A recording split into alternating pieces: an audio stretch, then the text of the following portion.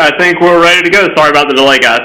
All right. Well, thank you, everybody. Had a group of War College graduates in our office, and anytime you can spend time with our men and women in armed services, I just tell you, got to take a moment to say thank you. So appreciate the patience on the call here.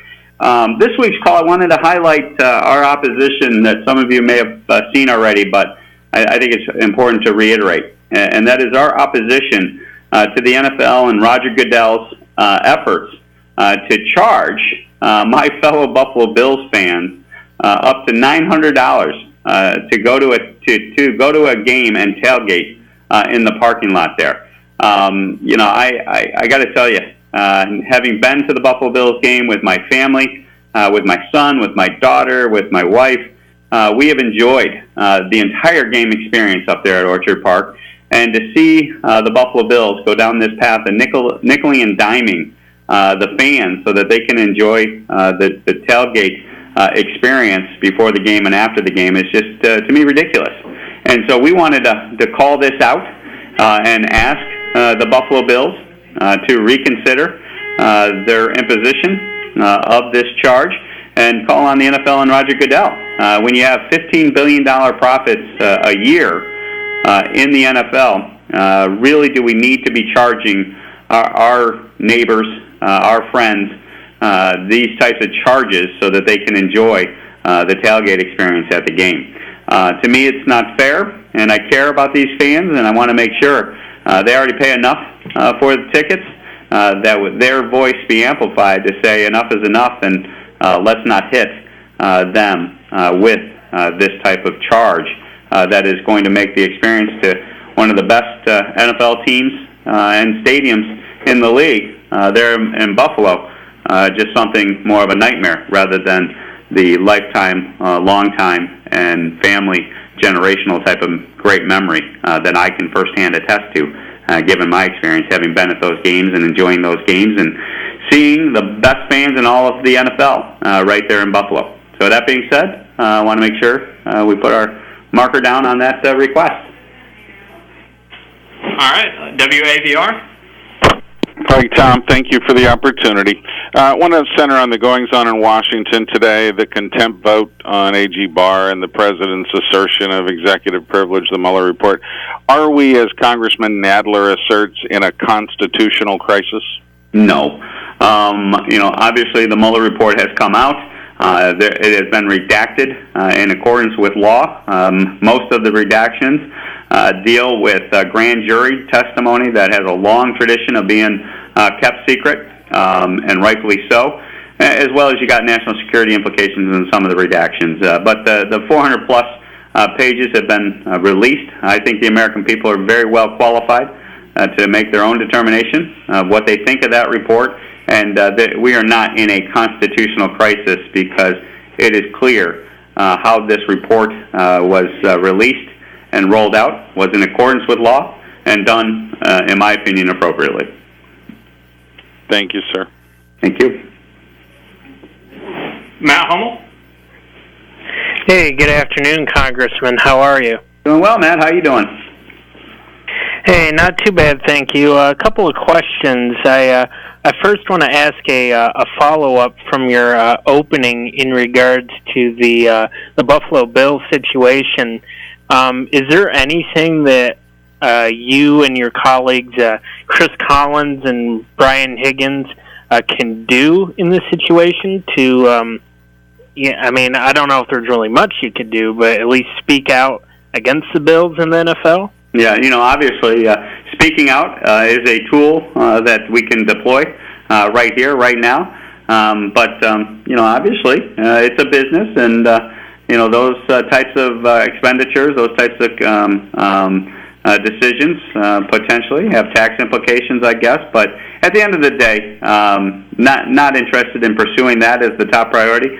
I think if we put enough public shame on Roger Goodell, the NFL, and the Buffalo Bills in regards to their front office making this determination, I think they will change this policy. But it's going to take a loud voice, and that's where I'm very confident that we join together, and those fans will be heard not only in Orchard Park, but across the entire region.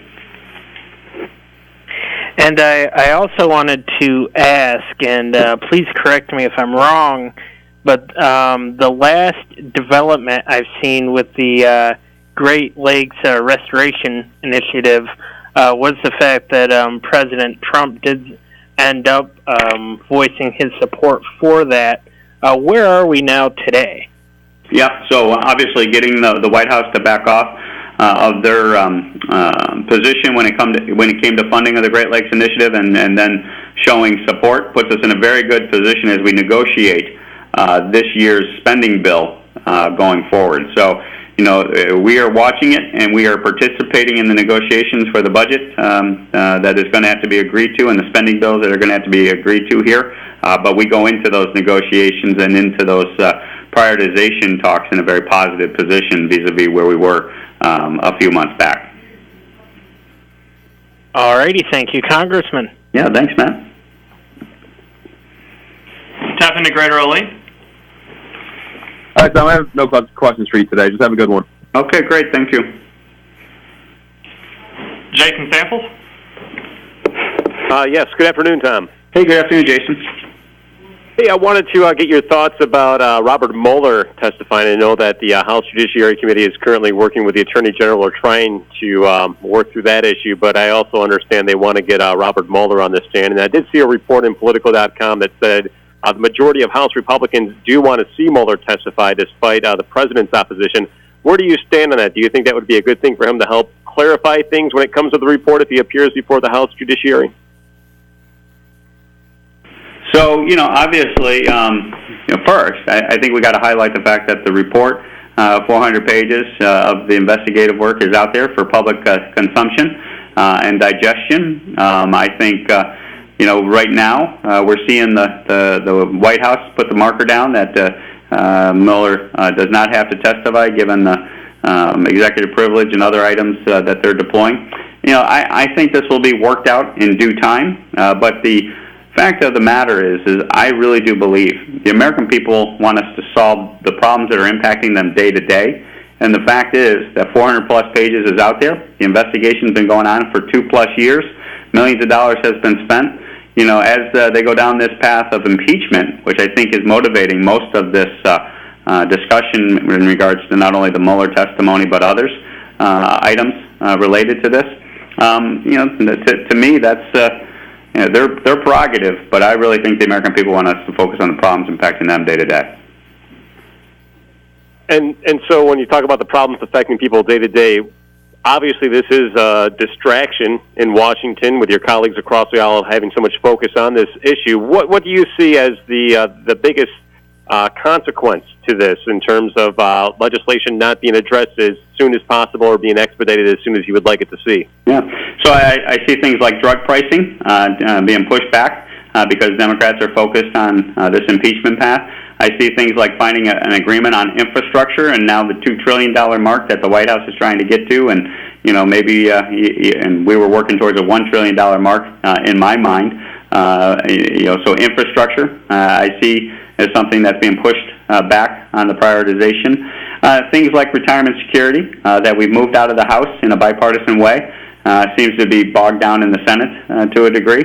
And so there's some good bills that are ready for action. And then I think the biggest one that is getting tied up into this is the whole Mexico-Canada trade agreement that is impacting our farmers on a day-to-day basis that we need to get a vote in the floor on. But because impeachment is the priority of the Speaker, this is now something that is being pushed back on the list of priorities. Okay, thank you. Brian O'Neill. Hello, Congressman. Brian, are you there? Hello, Brian can you hear O'Neill. me? Hey, there he is.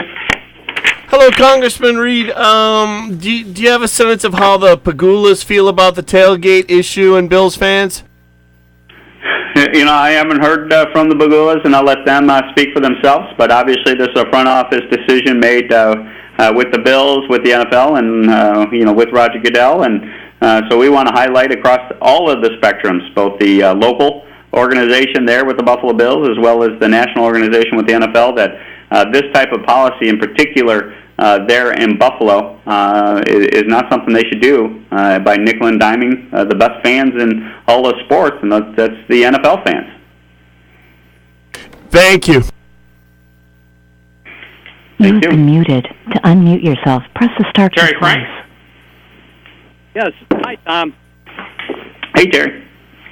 Wanted to get your thoughts about all the saber rattling that's been going on between the U.S. and some of its allies and Iran over some of the threats that Iran has made, especially with regards to enriching uranium. Yeah, so I mean, obviously, we watch the activity of Iran and what is going on in regards to the threats they represent. And if you may have noticed, there was some movement of some naval ships into the region of Iran, given some intelligence reports that were coming out of the Middle East that have been publicly reported on. And so from my perspective, this is about doing our due diligence, being ever vigilant on the watch, to make sure that Iran has sent the message that any type of aggressive nature is going to be dealt with, that it's not going to go unnoticed, and that by positioning or threatening or taking action towards further nuclearization is not going to be acceptable, because a nuclearized Iran is a risk too great to exist in our modern history. And I wanted to get your thoughts about with the fact that Juan Guaido's attempted coup, for lack of a better way to put it, in Venezuela kind of fell flat. I wanted to get your thoughts about maybe what we should be doing next with regards to Venezuela and what's happening there. You know, obviously, we support the efforts by the Venezuelan people to democratize their country and stand with the leader that the people have determined and want to lead them going forward. And so I think this is a matter of time before the Maduro regime comes to an end. And some of that's going to mean that some of the allies of Maduro that have been propping up his administration need to be, made aware that that type of relationship has consequences outside of the relationship vis-a-vis those countries and Venezuela. That being said, I think this is just a matter of time before the Venezuelan people express their opinion that this needs to come to an end, and new leadership in Venezuela will take office here in the due course. Right. Thank you. Thank you. Dave Raleigh? Hey, good afternoon, Tom. This is Greg Larson in for Dave Raleigh. How are you doing? Doing well, Greg. How you doing?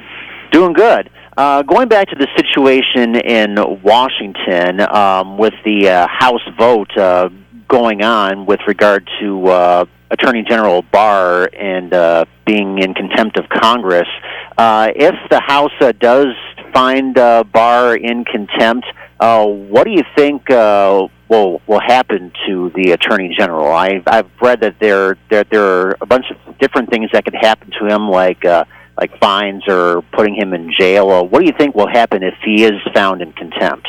Yeah, I really don't see that coming to a head. And so to speculate as to what the consequences of contempt would mean for the Attorney General, I think the Attorney General did exactly what he was asked to do, come in and testify on the matters before him. He offered his responses to what was going on with the investigation and report and how it was transmitted to Congress. And to engage in the contempt argument, to me, is more about the politics of the day and the politics of impeachment rather than actually doing what we should be doing in Congress and taking care of problems for people, and also doing the appropriate role of oversight necessary that Congress should exert in regards to keeping a check and balance as their founders envisioned. Hey, very good. Thank you, Tom. Yeah, thank you. Jerry? Hi, Tom. How you doing? I'm doing well, Jerry. How you doing? Good, good. I wanted to ask you an infrastructure question here. There's been the possibility raised of an increase in the gasoline tax, which hasn't been increased in a very long time. How do you feel about that? I do not support raising the gas tax, based on the model that's been deployed historically. We got about 18.4 cents per gallon at the pump that is assessed, and the proposals I've seen have been anywhere from doubling that to raising that gas tax another 30 to 40 cents on the gallon at the pump. That being said, I know it hasn't been indexed for inflation since 1993. I've noticed it is obviously an area that is coming up short in regards to meeting the financial needs of America's infrastructure. So I am looking at this in a creative way. I'm looking at how to piece this puzzle together to get to $1 trillion without increasing the gas tax.